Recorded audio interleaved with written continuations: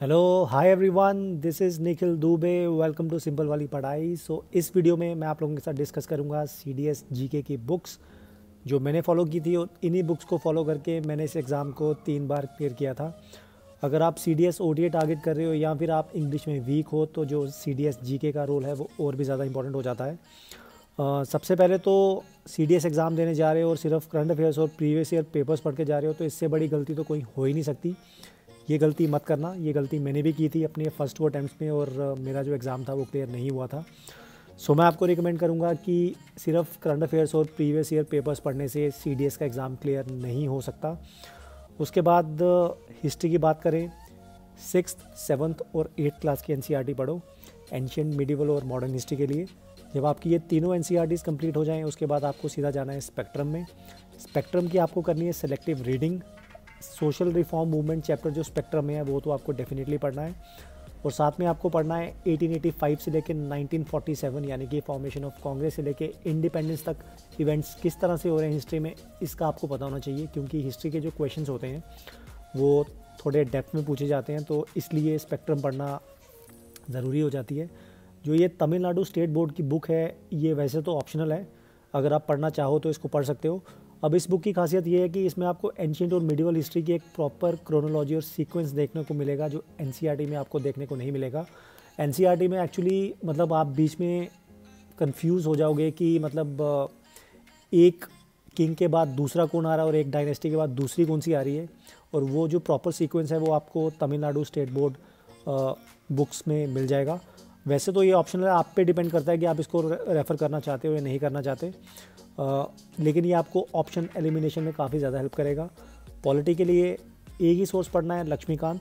बिल्कुल भी घबराओ मत, इसमें वैसे तो 70 to 75 चैप्टर्स हैं, लेकिन हमारे काम के सिर्फ 10 से 12 चैप्टर्स ही हैं, और उनको भी आपको फ़िल्टर करके पढ़ना है। प्रीवियस ईयर पेपर्स उठाओ, देखो किस टाइप के क्वेश्चन आ रहे हैं, और उस हिसाब से अपनी प्रिपरेशन करो पॉलिटी की। ज्योग्राफी के लिए 6th क्लास की एनसीईआरटी, 7th और 8th क्लास की एनसीईआरटी जब आपकी कंप्लीट हो जाए उसके बाद सीधा जाओ 11th क्लास की एनसीईआरटी में इंडियन ज्योग्राफी में। फिज़िकल ज्योग्राफी 11th क्लास की मैं आपको रिकमेंड नहीं करूँगा, क्योंकि वो कुछ कॉन्सेप्ट बेस्ड है और उसको पढ़ने का आई डोंट थिंक कोई फ़ायदा होगा, क्योंकि इनपुट आपको ज़्यादा देना पड़ेगा और आउटपुट आपको उस हिसाब से नहीं मिलेगा। मैं आपको वो रिकमेंड नहीं करूँगा। साइंस के लिए 6th 7th और 8th क्लास की एनसीईआरटी पढ़ो, इससे आपका जो बेसिक है वो अच्छा हो जाएगा और आपको ऑप्शन एलिमिनेशन में काफ़ी ज़्यादा हेल्प मिलेगी। अब फालतू के न्यूमेरिकल सॉल्व करने मत बैठ जाना, उसका कोई भी ज़रूरत नहीं है। मतलब जो भी न्यूमेरिकल्स के क्वेश्चन अगर आते भी हैं 1-2 तो उसके लिए मतलब आपको पूरे न्यूमेरिकल सॉल्व करने की ज़रूरत नहीं है, तो वो तो मैं आपको बिल्कुल भी रिकमेंड नहीं करूँगा। उसके बाद इकोनॉमिक्स के लिए सबसे पहले तो पढ़ो 11th क्लास की एनसीईआरटी। इससे आपको इंडिया की जो इकोनॉमी है उसकी हिस्ट्री क्या रही है, क्या स्टेप्स लिए गए और उनका इम्पैक्ट क्या हुआ 1947 के बाद। तो ईजी बुक है, इसका कोई भी कॉन्सेप्ट नहीं है इसमें, तो मतलब just read it like a story book. इससे आपको ऑप्शन एलिमिनेशन में काफ़ी ज़्यादा हेल्प मिलेगी। उसके बाद बेसिक कॉन्सेप्ट्स आपको इकोनॉमिक्स के पता होने चाहिए, जैसे बैंकिंग, जीडीपी, बजट, आरबीआई, और इसके लिए आप कोई भी सोर्स रेफ़र कर सकते हो। लेकिन 12th क्लास की जो एनसीईआरटी है उसको बिल्कुल भी रेफ़र मत करना, क्योंकि इसकी जो लैंग्वेज है वो काफ़ी ज़्यादा टफ है और कुछ भी समझ नहीं आने वाला। तो इसलिए मैं आपको बोलूँगा कि बेसिक कॉन्सेप्ट के लिए कोई भी बुक रेफ़र कर लो, लेकिन 12th क्लास की एनसीईआरटी को रेफ़र मत करना। उसके बाद इकोलॉजी के लिए सीधा 12th क्लास की बायोलॉजी की जो एनसीईआरटी है उसको उठाओ, उसके जो लास्ट 4 चैप्टर्स हैं उनको पढ़ो। 30 से 35 पेज होंगे। इससे जो आपका बेसिक है वो काफ़ी ज़्यादा स्ट्रॉन्ग हो जाएगा और आपको सप्लीमेंट करना है इसको करंट अफेयर्स के साथ। अब हम करंट अफेयर्स की बात कर लेते हैं। करंट अफेयर्स के आपके पास 3 सोर्सेज हैं, मंथली मैगजीन, ईयरली कंपाइलेशन और ऑनलाइन सोर्स। मैं आपको रिकमेंड करूंगा कि आप ऑनलाइन सोर्स को पढ़ो, क्योंकि उसमें ऑलरेडी सारी चीज़ें पहले की फ़िल्टर होती हैं और आपका जो एफर्ट है वो थोड़ा सा उसमें आपको कम डालना पड़ता है, और आपको एटलीस्ट 1 साल का करंट अफेयर्स तो अच्छे से करके जाना है, क्योंकि यहाँ से 15 से 20 सवाल बन जाते हैं। अगर आपने मतलब 20 में से अगर यहाँ से 14 से 15 सवाल भी निकल गए तो मतलब इससे जो स्कोर है वो काफ़ी ज़्यादा मतलब उसको इंक्रीज़ होने में मदद मिलती है।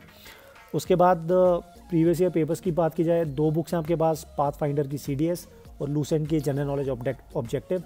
मैं आपको रिकमेंड करूँगा लूसेंट ऑब्जेक्टिव जनरल नॉलेज, ये बुक मैंने भी रेफ़र की थी। अब इस बुक की खासियत ये है कि एक ही जगह पे आपको वैरायटी ऑफ क्वेश्चंस मिल जाएंगे। आपको सीडीएस के क्वेश्चंस भी एक जगह पे मिल जाएंगे उसके साथ एनडीए के और जो बाकी स्टेट एग्ज़ाम्स में क्वेश्चंस पूछे गए हैं वो भी आपको मतलब एक ही बुक में मिल जाएंगी। इससे जो वैरायटी ऑफ क्वेश्चंस है वो इंक्रीज़ हो जाएंगी। सो डेफिनेटली आपको इससे प्रिपरेशन में काफ़ी ज़्यादा हेल्प मिलेगी। सो मैं आपको रिकमेंड करूँगा कि आप लूसेंट ऑब्जेक्टिव जनरल नॉलेज को रेफ़र करो। तो गाइस मैं आपको एक बात बताना चाहता हूँ कि इन्हीं बुक्स को पढ़ के मैंने इस एग्ज़ाम को 3 बार क्लियर किया था। जो मेरे फर्स्ट 2 अटैम्प्ट्स थे मुझे भी ज़्यादा सक्सेस नहीं मिली थी। तो बेसिक बुक्स को तो आप बिल्कुल भी इग्नोर नहीं कर सकते। अगर आप किसी भी एग्ज़ाम की प्रिपरेशन कर रहे हो तो जो एनसीईआरटी का रोल है वो सबसे ज़्यादा इंपॉर्टेंट होता है। सो इस वीडियो को इतना ही रखते हैं। अगर आपको कोई हेल्प चाहिए तो आप मुझे कमेंट सेक्शन में बता सकते हो। इस वीडियो को इतना ही रखते हैं। Till then it's me Nikhil Dubey signing off. अपना ख्याल रखो, stay safe, stay healthy. Thank you.